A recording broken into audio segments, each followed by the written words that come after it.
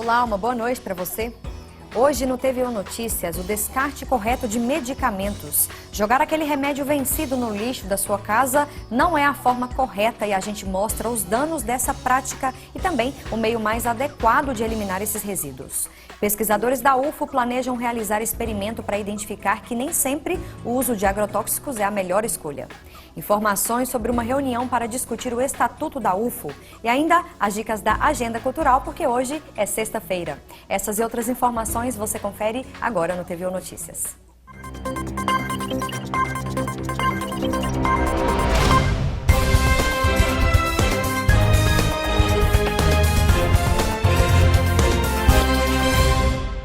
O descarte de medicamentos no lixo doméstico é uma realidade em muitas casas brasileiras. Mas essa não é a forma correta de jogar fora aquele remédio que você tem em casa e que não serve mais, por exemplo. Vamos saber agora quais são os prejuízos do descarte incorreto de medicamentos e qual o meio adequado de eliminar esses resíduos.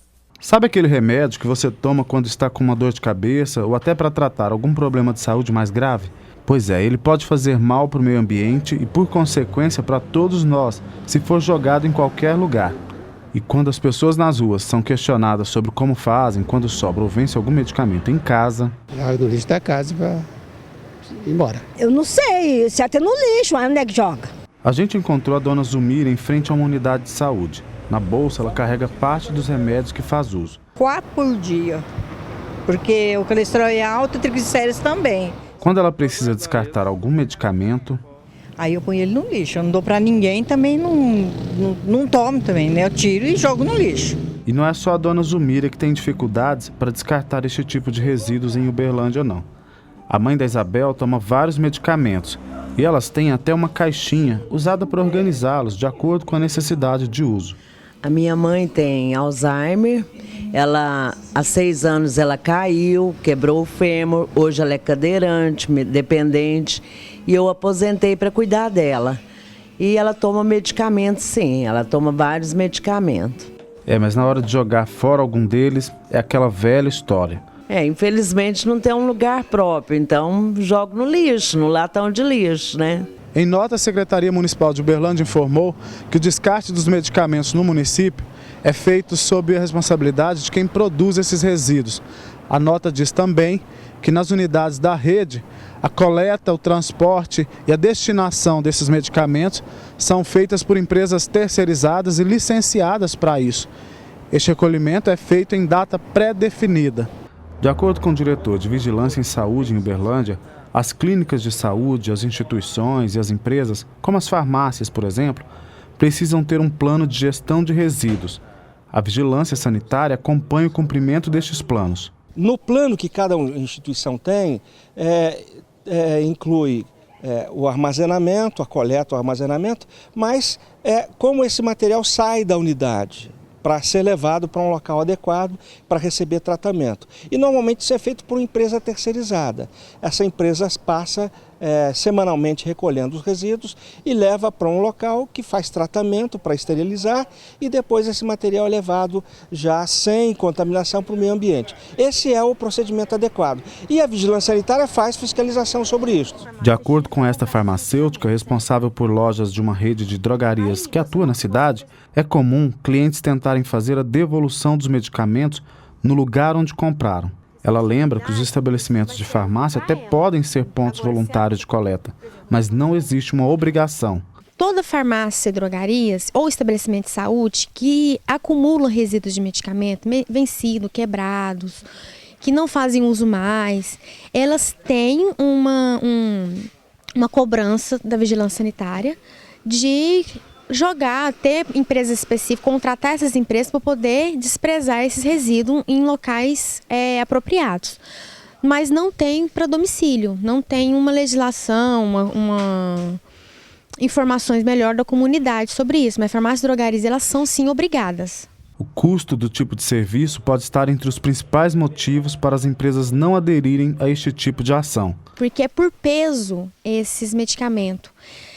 Quanto mais você levar, o peso seria maior e o custo sim seria maior. Por isso que não é tão viável para farmácias e drogarias recolher. Segundo o representante da Vigilância Sanitária, no caso dos medicamentos e insumos gerados nas residências, o descarte pode ser feito por meio das unidades de saúde do município. E a orientação que a gente dá é que se leve a uma unidade de saúde. A unidade de saúde vai recolher esse material e fazer a destinação adequada. Porém, de acordo com a farmacêutica, a ação de recolhimento é mal divulgada. O descarte feito em domicílio deixa a desejar. Muita gente não tem esse conhecimento de onde é que deve ser jogado o resíduo de medicamento. Porque a maioria das pessoas não tem esse conhecimento, acaba jogando em ambientes que não deve. Por exemplo, vaso sanitário, na pia, que é muito comum, em lixo comum e não pode, que prejudica o meio ambiente, né? A gente tem que pensar que tudo isso volta para a gente. Se não for bem cuidado no solo, ele percola todo o solo e chega no lençol freático. E essa água, geralmente, normalmente, é a água que a gente bebe, que é tratada e depois a gente bebe. Vários projetos e protótipos inovadores foram apresentados hoje na 15ª Mostra Algar Inovação. Alguns estudantes da UFO que desenvolvem projetos no Centro de Incubação de Atividades Empreendedoras participaram do evento. Então a ideia é trazer para o celular todas as transações financeiras. Você não vai precisar mais daquela maquininha e você não vai precisar mais do seu cartão tradicional de plástico, né? Você faz pelo celular a transação e o melhor de tudo, sem depender de internet. A 15ª Mostra expõe 30 projetos e 22 protótipos de inovação. Ao final do evento, as melhores ideias serão premiadas. O protótipo é quando você investe pouco recurso e obtém resultados. Então aqui nós valorizamos quem teve sucesso no protótipo. O administrador Felipe desenvolveu o projeto Polifrete Sistema de Cotação Online. O processo de pensar a ideia até a implementação da ferramenta durou 50 dias. O projeto ajuda na redução do custo da operação em 10%, o que representa R$ 7 milhões em economia em 8 meses de operação. E os objetivos iniciais dessa ferramenta, eles eram nos dar padronização ao processo, criar clareza na contratação de fretes e principalmente abrir oportunidade para mais prestadores de serviço. Representantes do Centro de Incubação de Atividades Empreendedoras da UFO CIAEM marcaram presença na mostra. Maurício é estudante da UFO. Ele apresentou um projeto inovador na área de biotecnologia, que está pré-incubado no CIAEM. A Intec, ela visa hoje fazer a criação desses insetos em grandes escalas com fins comerciais. Então a gente tentaria fazer um produto que beneficiaria tanto a população de forma direta e indireta. E a gente continua falando de saúde. Agora o assunto é o tabaco, que é responsável por cerca de 85% das mortes causadas por bronquite crônica e enfisema pulmonar, que é uma doença pulmonar obstrutiva crônica. Quem vai explicar melhor pra gente é a pneumologista, a doutora Bruna Zanata Franco, que está aqui comigo no estúdio. Uma boa noite para você, doutora Bruna. Boa noite. Obrigada, viu, pela presença aqui no Imagina. TV Notícias, por vir nos apresentar dados chocantes em relação ao tabaco, não é isso? Sim, os números em relação ao tabagismo, eles são bem assustadores, né? Então, assim, a Organização Mundial de Saúde, a OMS, ela vê o tabagismo como a principal causa de morte evitável do mundo, né? São 5 milhões de pessoas morrendo todo ano no mundo pelo tabagismo. No Brasil, são 200 mil pessoas. Então, assim, é um dado muito importante para a gente ficar alerta e saber que o tabagismo ele é responsável por mais de 50 tipos de doenças, certo? Então, 90% dos cânceres do pulmão, que é o câncer que mais mata no mundo, ele não é o mais comum, mas ele é o que mais mata no mundo. 90% das pessoas fumavam. Então, eu acho que tem que ser mais bem visto 90%, na sociedade. É importante a gente destacar esse número, 90%. Né? Então, o câncer que está mais matando no mundo é o câncer de pulmão, e isso devido ao tabagismo. Lembrando mais de 4 mil substâncias químicas que tem na fumaça do cigarro, né? Então, a gente tem os principais, o monóxido de carbono, diminui o oxigênio no organismo, várias complicações. A gente tem a nicotina, que é considerada uma droga psicoativa, ela faz uma dependência química importante, pode fazer vasoconstrição, que é a constrição dos vasos sanguíneos, causando a hipertensão arterial, que também é uma doença extremamente frequente no Brasil e no mundo, né? Agora a gente tem a questão do fumante passivo, né, doutora Bruna? Sim, que também não podemos pode esquecer. desenvolver doenças, por exemplo, câncer, isso pode acontecer? Claro, aumenta em 30% a chance da pessoa ter uma doença, um câncer de pulmão por ser tabagismo passivo, e 24% dos infartos é aumentado no tabagismo passivo devido à fumaça do cigarro. Então, como que funciona o tratamento para o tabagista, doutora Bruna? Até para quem quiser, que é de Uberlândia, quiser procurar o tratamento na rede particular e na rede pública de saúde. Então, tem tratamento, a gente sabe que é uma dificuldade muito grande, a pessoa já tem uma dependência tanto psicológica, química, física do cigarro, então a gente ajuda. Na rede pública, ele pode procurar os UBS, o AIS, os postinhos de saúde, para ser encaminhado, tem diversos centros de tratamento de tabagismo, e na rede particular, nós, os pneumologistas, que a gente ajuda o paciente. Lembrando que, principalmente, a mudança comportamental. A gente não pode colocar o crédito inteiro no medicamento. Então, o paciente tem que ter essa consciência e fazer a mudança comportamental, mas esse o primeiro passo de procurar ajuda já é extremamente importante. Com certeza. Fica aí a dica para quem nos assiste, o alerta com esses dados que você trouxe pra gente, né, doutora Bruna? Muito obrigada pela entrevista, Obrigada. E o TV Notícias vai para um rápido intervalo e volta já já com mais informações para você, não saia daí.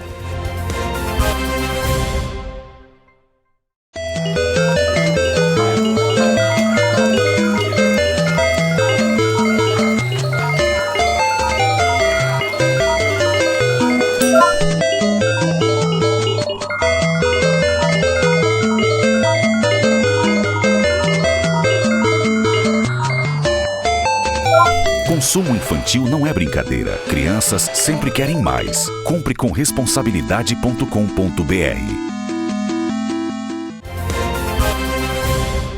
Foi realizada ontem mais uma reunião da Comissão Estatuinte que discute a mudança do Estatuto da UFO. A finalização dos trabalhos estava prevista para o final deste semestre, mas esse prazo deve ser prorrogado.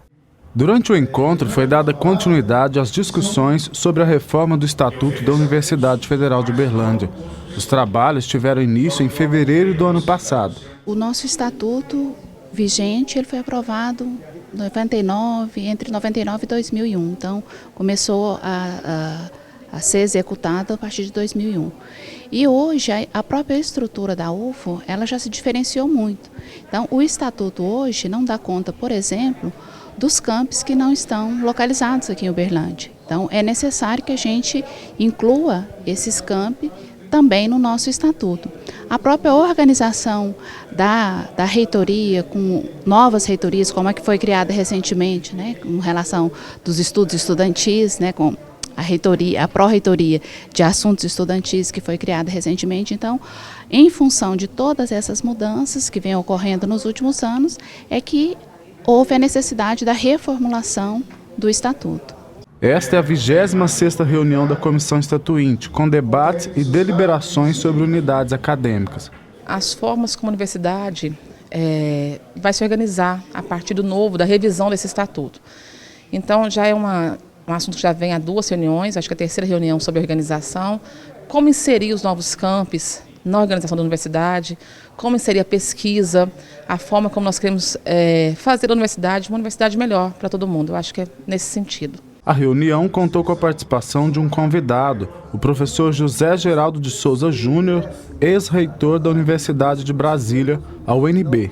A questão do modo como pode ou não pode fazer a execução do seu orçamento, não é isso? E as questões ligadas ao que, por exemplo, do ponto de vista político na sociedade, repercute nela, permeando o seu estatuto, mas também a relação do estatuto com a legislação geral do país, inclusive sob a perspectiva da legislação de educação e de educação superior. A previsão era de que o trabalho da Comissão Estatuinte terminasse em julho, mas esse prazo precisou ser prorrogado.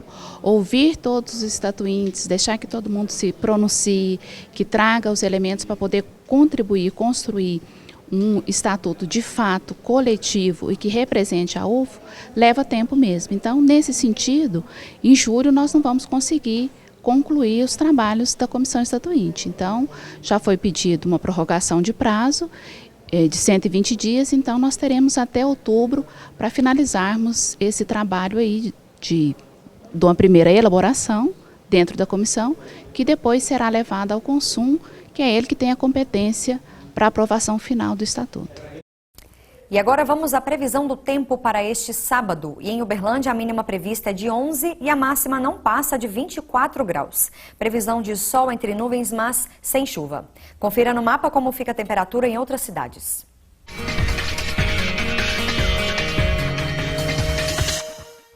Mínima de 8 e máxima de 23 graus em Patrocínio. A previsão é de tempo parcialmente ensolarado. Em Tuiutaba, a temperatura deve variar entre 11 e 26 graus neste sábado. Não deve chover e o céu fica parcialmente nublado. Mínima de 10 e máxima de 24 graus em Araxá. A previsão para este sábado não muda muito, sol entre nuvens e sem chuva. Em Serra do Salitre, a mínima é de 6 e a máxima não passa dos 21 graus. O sol aparece na maior parte do período e não chove. Uma equipe de pesquisadores da UFO planeja realizar experimento para identificar que nem sempre o uso de agrotóxicos é a melhor escolha. E a pesquisa vai ser desenvolvida em 3 etapas. Confira na reportagem.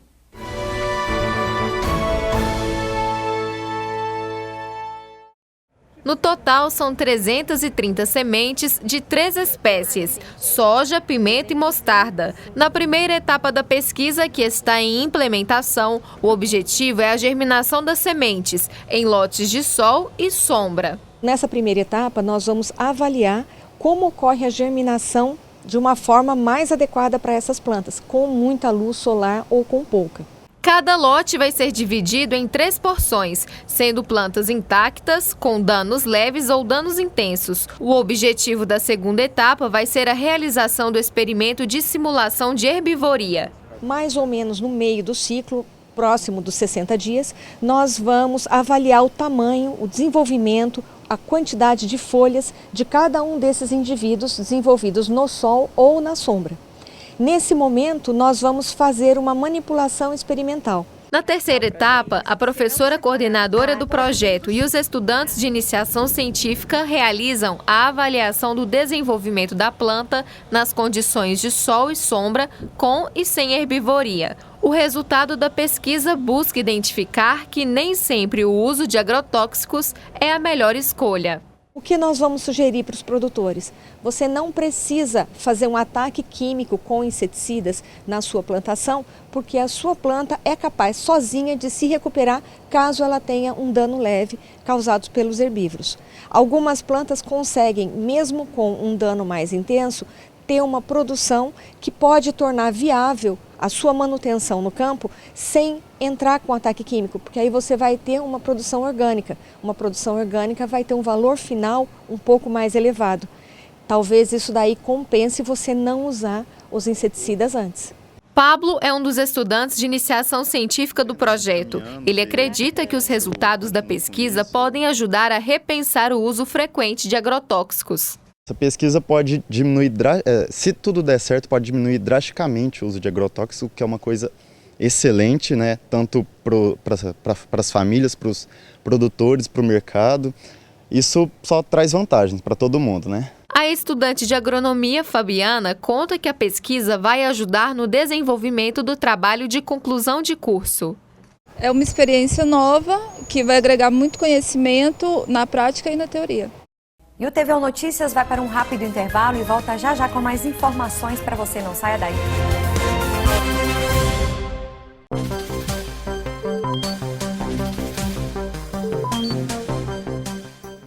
Os sistemas de bibliotecas da UFO é composto por 8 bibliotecas nos campi de Uberlândia, Ituiutaba, Monte Carmelo e Patos de Minas. Além de livros impressos e eletrônicos, o acervo é constituído por outros tipos de materiais, como, por exemplo, partituras, DVDs. As bibliotecas da UFO também oferecem uma série de serviços que são fundamentais para as pesquisas de todas as áreas do conhecimento. Os usuários podem contar com profissionais preparados para orientá-los a localizar o que precisam. Consulte o acervo e os serviços oferecidos no site www.bibliotecas.ufo.br. Lá também estão relacionados os endereços e horários de funcionamento de todas as bibliotecas.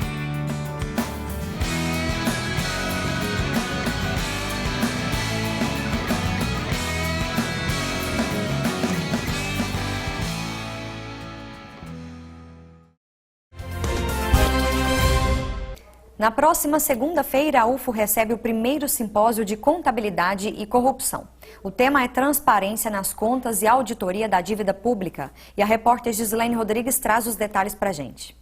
Olá, Daniela. O primeiro simpósio é promovido pelo Diretório Acadêmico do curso de Ciências Contábeis da UFO e quem traz mais informações para a gente é o diretor-geral Lincoln Nunes. Lincoln, explica para a gente sobre a escolha desse tema. Então, esse ano, como a conjuntura política do nosso país propicia que esse tema seja debatido, nós achamos assim muito conveniente para o curso de Ciências Contábeis, para nossos futuros contadores, que vai ser quem vai dirimir os conflitos da distribuição da riqueza e vão atuar como agentes da distribuição da riqueza mesmo do nosso país. Então a gente achou muito pertinente esse tema para eles, debater e discutir como que está funcionando a máquina econômica do nosso país nesse ano. E na programação são 3 palestras? Sim, 3 palestras. Nós escolhemos o tema geral esse ano, que é transparência nas contas e auditoria da dívida pública. E nós trouxemos 3 preletores, que são Vidigal Martins, que vai preletar sobre o tema pedaladas fiscais, Ele é diretor do Conselho Regional de Contabilidade e atua como auditor e empresário da contabilidade por muitos anos. Irene Peixoto, que vai preletar sobre o tema transparência nas contas eleitorais, e como essa transparência nas contas pode combater a corrupção. Ela é empresária da contabilidade, também delegada do Conselho Regional de Contabilidade. E a palestra magna, que é com o Rodrigo Calimã, que é sociólogo, deputado federal pelo PSOL, e vai falar sobre a auditoria da dívida pública. Então, são 3 temas muito completos para poder dar ênfase e dar subsídio para o tema geral. E como é possível fazer inscrição? Então, a inscrição está sendo realizada no próprio Diretório Acadêmico de Ciências Contábeis, que fica no bloco 1F, sala 154, A nossa representante de inscrições é Rafaela Gonçalves, que você pode encontrar ela no 4º período do curso de Ciências Contábeis, lá no bloco 5RB. Lincoln, agora então vamos reforçar o convite, a data, local e horário. Bom, então todo mundo convidado, toda a comunidade acadêmica, comunidade externa, O simpósio vai ser realizado no bloco 5S, às 7 horas da noite, aqui na própria Universidade Federal de Uberlândia, todos convidadíssimos. Muito obrigada pelas informações. Então fica o convite, pessoal, vamos participar. É com você, Daniela. Obrigada, Gislaine, pelas informações. E hoje é sexta-feira, então tem agenda cultural aqui no TVU Notícias e a gente separou algumas dicas para você aí espantar o frio e começar a curtir o fim de semana a partir de hoje. Olha só.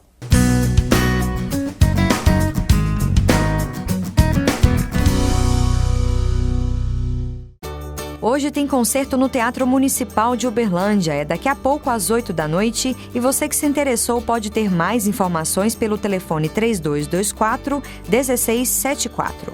Amanhã tem Cinemuna no Museu Universitário de Arte da UFO. É um projeto de cinema francês promovido pelo Instituto de Letras e o museu. O filme é Relacionamento à Francesa e não paga nada para entrar. Amanhã tem Arraial Gourmet do Santa Mônica. É a partir das 4 horas da tarde na Avenida Belarmino Cota Pacheco, número 1136. E no domingo você pode conferir o espetáculo Era uma Vez um Teatro Abandonado e Esquecido, o Teatro Grande Otelo. A apresentação é às 6 da tarde na Trupe de Truões. Informações 3237-9440. E para fechar bem o domingo, tem Samba Astral a partir das 4 horas da tarde no Vila Udi Bar e Petiscaria. Fica aí a dica.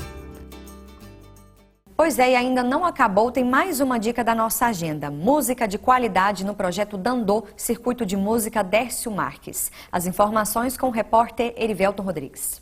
Olá, Daniela. As apresentações do projeto Dandô ocorrem uma vez por mês. Para dar detalhes da próxima apresentação e um pouquinho do projeto, a gente vai conversar agora com o Eric Castanho, ele que é coordenador regional do evento. Eric, conta um pouquinho para a gente do evento, como que funciona.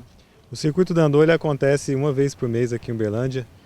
Já tem 3 anos o projeto, E ele acontece sempre aos domingos aqui em Uberlândia e em outras cidades, simultaneamente, em outras cidades do país, E aí a gente, cada mês, traz um artista de alguma região do país. Agora a gente abriu para a América Latina, que a gente tem a chilena Tita Parra, mas sempre tem alguém de alguma região do Rio Grande do Sul, veio vários artistas ano passado, a gente tem daqui de Minas, de São Paulo, e sempre tem um anfitrião local também que faz a abertura desse evento, que nessa vez vai ser o Munai Calça, que é um grupo de música andina daqui de Uberlândia. Quem tiver interesse de participar, como que deve fazer?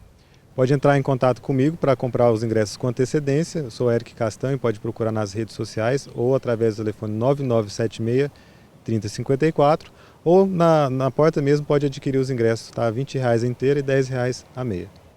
Ok, bom, agora eu vou falar um pouquinho, Daniela, com a convidada, né, do próximo domingo. Ela é a Tita Parra. Tita, tudo bem? As pessoas vão poder conferir o que lá, qual que é a apresentação, como que vai ser lá o trabalho realizado nesse próximo domingo? Olha, eu penso que vai ser com várias surpresas, porque eu não planifico muito o roteiro do show, mas posso adiantar que eu vou cantar músicas chilenas. Eu sou neta da Violeta Parra, que é uma compositora muito importante na América Latina.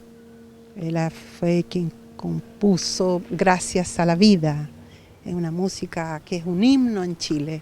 Volver a los 17. É música gravada por Milton Nascimento, Mercedes Sosa.